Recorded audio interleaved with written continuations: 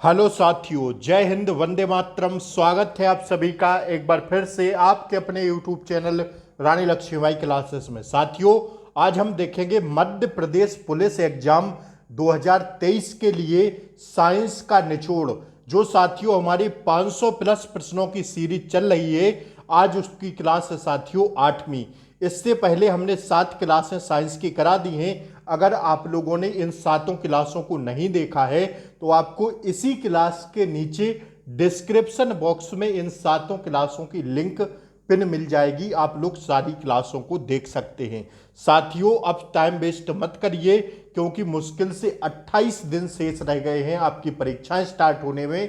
साथियों, एक एक दिन का पता नहीं चलेगा कि कब बीत गया, और एडमिट कार्ड आपके हाथ में होगा और होगा साथियों के 2 दिन बाद आपका पेपर है। तो प्लीज आप लोग पढ़ाई लिखाई पर ध्यान दे दीजिए अब, क्योंकि साथियों समय जो है बहुत कीमती चीज होता है। एक बात आप लोग ध्यान रख लेना, ठीक है ना। आइए तो अब हम लोग स्टार्ट करते हैं। कल मैंने आपको साइंस के 130 प्रश्नों तक करा दिए थे।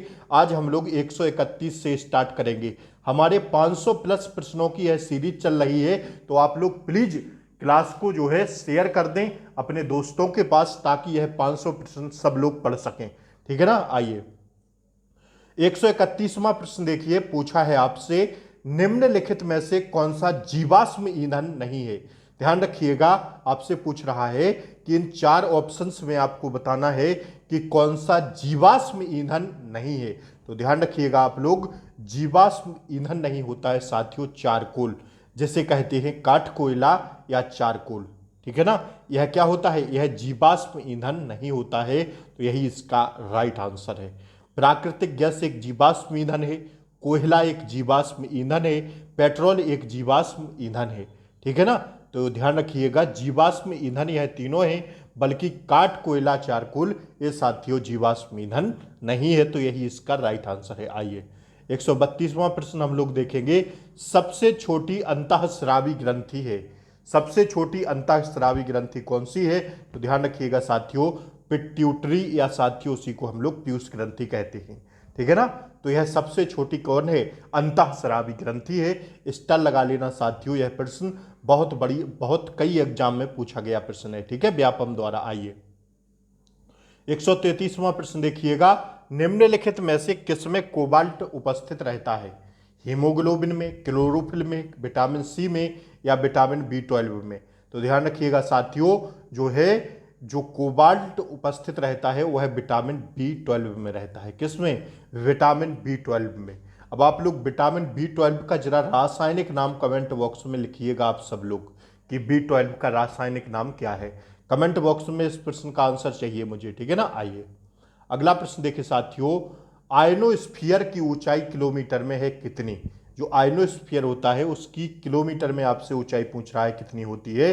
तो ध्यान रखिए 100 किलोमीटर होती है। कितनी होती है साथियों, 100 किलोमीटर होती है। दैट्स योर आंसर, ठीक है, ऑप्शन सी इसका सही जवाब है। आइए अगले प्रश्न की ओर हम लोग बढ़ते हैं, नेत्र पर प्रकाश की मात्रा का नियमन करती है क्या।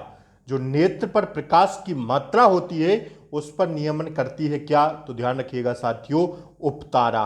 क्या करती है, उपतारा। इसका राइट आंसर हो जाएगा ऑप्शन बी, ठीक है। आइए साथियों, अगर मैं आप लोगों से यहां पर एक बात कहूंगा कि अगर आप लोग चैनल पर नए हों तो प्लीज चैनल को सब्सक्राइब कर लें, बेल आइकन प्रेस कर दें, ताकि क्लासों का नोटिफिकेशन आपको समय समय पर मिलता रहे। सुबह में आप लोगों के लिए एमपी जीके की किताब, सॉरी एमपी जीके का रिवीजन करा रहा हूं। उसमें भी साथियों मैं 500 प्रश्न चला रहा हूं, 500 प्रश्नों की सीरीज। बस आप लोग को एमपी जीके में कुछ एक्स्ट्रा पढ़ने की जरूरत नहीं है, वह मेरी क्लासें देखते हुए चलिएगा, आपकी नैया पार हो जाएगी। और साइंस में भी इन 500 प्रश्नों को पढ़ लो साथियों, बाहर नहीं जाएगा एक भी प्रश्न, ठीक है। तो चैनल को सब्सक्राइब कर लें, बेल आइकन प्रेस कर दें, ताकि क्लास का नोटिफिकेशन आपको मैं सुबह जैसे ही लेकर आऊँ, शाम को लेकर आऊँ, तो आपको नोटिफिकेशन सबसे पहले मिल जाए। इसलिए आप लोग चैनल को सब्सक्राइब कर लें, बेल आइकन प्रेस कर दें, और यार क्लास को लाइक कर दिया करो भाई। लाइक वाइक नहीं करते हैं, लाइक कर दिया करो भैया क्लास को, ठीक है ना। आइए स्टार्ट करते हैं। स्तनधारियों में निषेचन होता है कैसे। स्तनधारियों में जो निषेचन होता है साथियों, वह होता है किससे, ध्यान रखिएगा, गर्भाशयी नलिका से। किससे? गर्भाशयी नलिका से। किससे? गर्भाशयी नलिका से। आइए रट लीजिए साथियों सारे प्रश्नों को। चमगादड़, देखिए क्या पूछ रहा है, चमगादड़ निम्नलिखित में से किस वर्ग में रखा जाता है? तो चमगादड़ रखा जाता है भैया किस वर्ग में? ध्यान रखिए स्तनधारी वर्ग में। चमगादड़ को रखते हैं स्तनधारी वर्ग में। ठीक है, आइए एंजाइम होते हैं क्या? एंजाइम होते हैं साथियों, ध्यान रखिएगा आप लोग, क्या होते हैं एंजाइम? एंजाइम होते हैं प्रोटीन। क्या होते हैं? प्रोटीन। आइए साथियों जितने भी प्रश्न आज मैं करवाऊं उसका टारगेट करके जरूर बताएं। लगभग मैं 30 प्रश्न कराऊंगा, तो आप लोग जरूर बताएं कि 30 में से आपके कितने सही हुए। ठीक है, एक बार क्लास को शेयर कर दो यार, क्लास को शेयर कर दो। एक लोग 2 लोगों को शेयर करेगा बस, ठीक है ना, 2 लोगों को शेयर कर दीजिए, 1 लोग। आइए रिचर स्केल निम्नलिखित में से किसके मापन में प्रयुक्त होता है? तो रिचर स्केल होता है भैया किसके मापन में?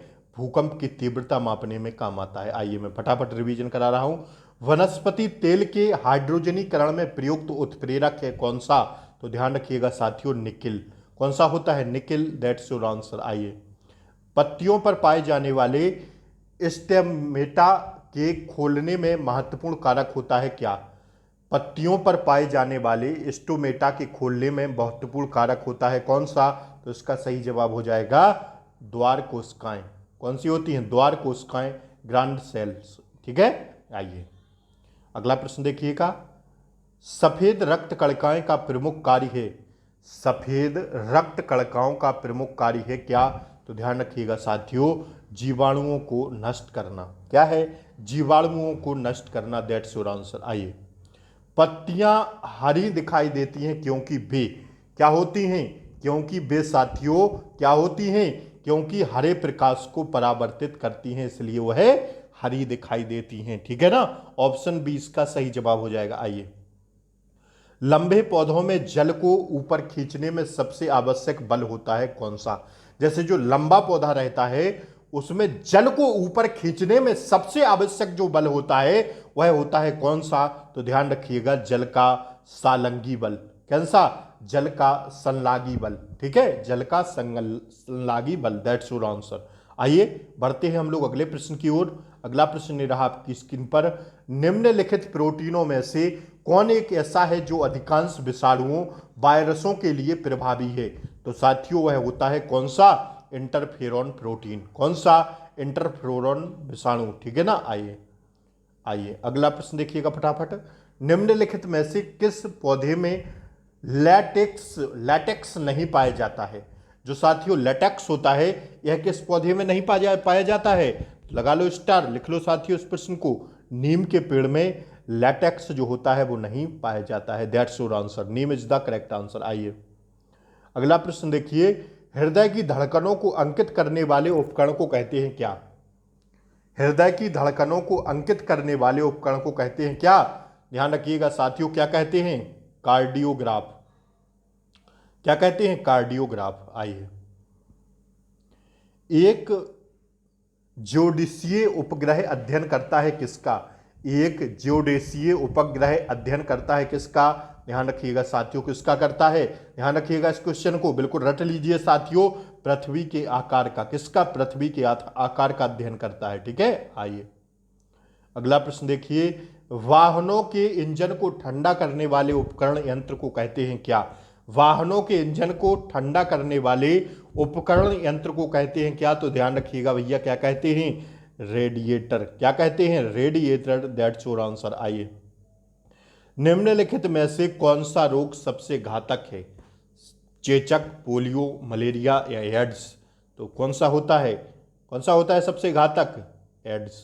कौन सा होता है? एड्स। ठीक है, सबसे घातक होता है। आइए अगला प्रश्न देखिएगा। विविध टीका किन 3 रोगों के लिए दिया जाता है? जो त्रिविध ट्रिपल जो वैक्सीन है किन 3 रोगों के लिए दिया जाता है? ध्यान रखिएगा साथियों कौन सी 3 चीजों के लिए दिया जाता है? डिप्थीरिया, काली खांसी तथा टिटनेस के लिए। ठीक है, आइए निम्नलिखित में से कौन विद्युत का सुचालक है? कुचालक नहीं पूछा है, सुचालक पूछा है। निम्नलिखित में से कौन विद्युत का सुचालक है? तो भैया लिख लो इसका आंसर, लिख लो फटाफट, प्लाज्मा। कौन है? प्लाज्मा है सुचालक। आइए 153वां प्रश्न देखिएगा, पौधों के लिए अनिवार्य तत्वों की कमी किन किन को देखकर दूर की जा सकती है? पौधों के लिए अनिवार्य तत्वों की कमी किन किन को देखकर दूर की जा सकती है? तो इसका सही जवाब हो जाएगा जस्ता, बोरॉन और तांबा को देखकर दूर की जा सकती है। ठीक है, आइए 154वां प्रश्न देखिएगा, जिप्सम के सबसे विशाल भंडार देश में निम्नलिखित में से किस राज्य में पाई जाती हैं? तो किस में पाई जाती हैं जिप्सम के? राजस्थान में। ठीक है, राजस्थान में। आइए जस्ता तथा पारा तत्व है किसका? जस्ता तथा पारा है साथियों किसका? ध्यान रखिएगा, ट्रांजिशन तत्व है। कैसा है?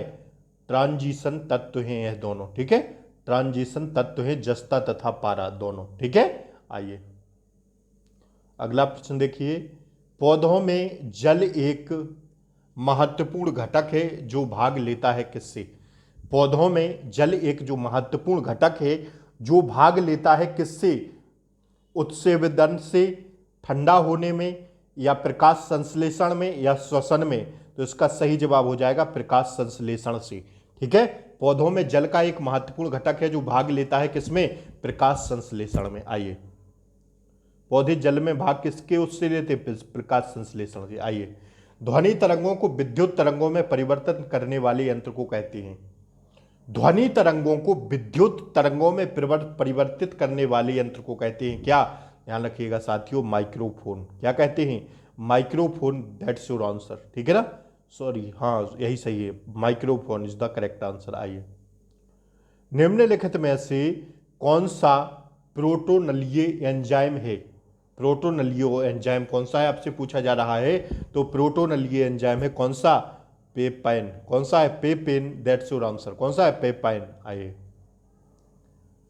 द्रव्यों में आवेश का प्रभाव होता है किससे? द्रव्यों में आवेश का प्रभाव होता है आयनों द्वारा। किससे? आयनों इसका राइट आंसर है, आयनों द्वारा। ठीक है ना, आइए आइए अगला प्रश्न देखिएगा, डोलोमाइट का महत्वपूर्ण उपयोग किस उद्योग में होता है? डोलोमाइट का महत्वपूर्ण उपयोग किस उद्योग में होता है? तो इसका सही जवाब हो जाएगा इस्पात तथा संबंधित उद्योग में। किस में? इस्पात तथा संबंधित उद्योग में। ठीक है साथियों, आज के लिए मैंने 30 प्रश्न रखे थे जो यहां पर समाप्त होते हैं। कल हम लाएंगे 160 से 200 प्रश्नों तक। ठीक है, सॉरी 161 से 200 तक 160 आज कंप्लीट हो गए हैं। तो साथियों अगर नए हो चैनल पर तो सब्सक्राइब कर लें, बेल आइकन प्रेस कर दें। सुबह एमपी जीके लेकर आता हूं, शाम को साइंस लेके आ रहा हूं। तो साथियों आप लोग प्लीज़ चैनल को सब्सक्राइब कर लें, क्लास को शेयर कर दें, लाइक कर दें। जय हिंद, जय भारत। मिलते हैं अगली वीडियो में, तब तक के लिए जय हिंद, टेक केयर, नमस्कार, गुड नाइट, शुभ रात्रि।